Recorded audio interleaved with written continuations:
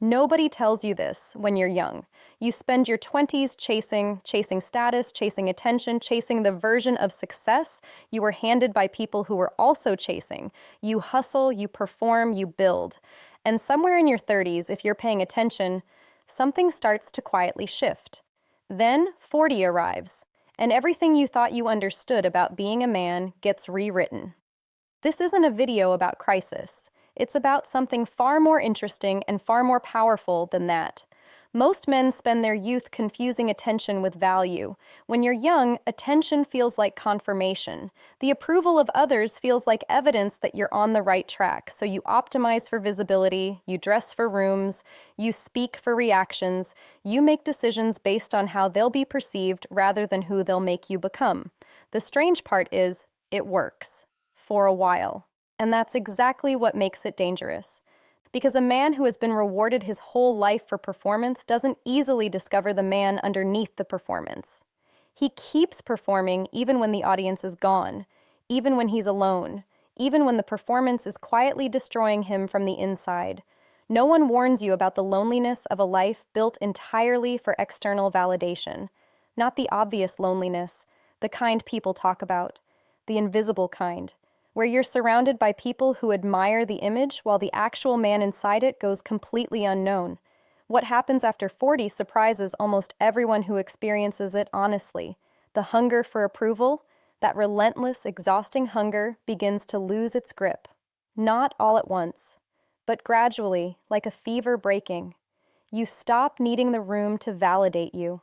And for the first time in your life, the room becomes a place you can actually be present in rather than constantly performing for.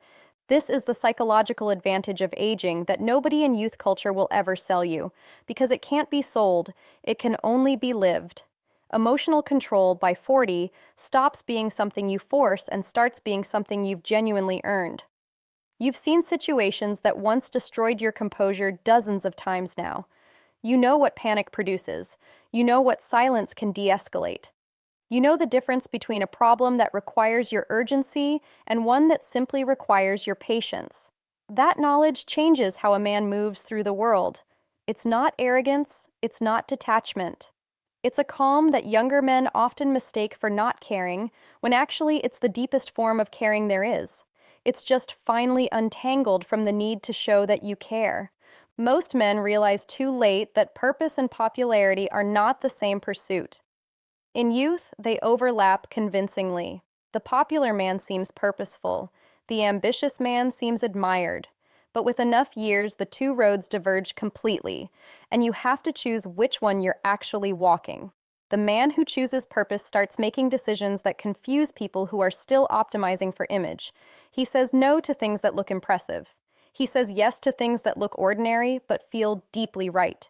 He builds something that may never trend, never go viral, never get applauded, and he builds it anyway.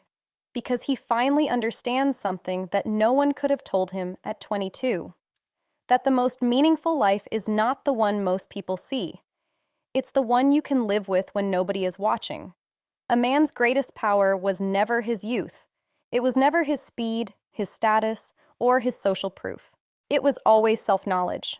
The quiet, unshakable understanding of who he actually is, what he actually values, and what kind of man he has chosen to become. The man who finally finds that no longer needs to compete with anyone. For the first time in his life, he is completely, dangerously, beautifully free.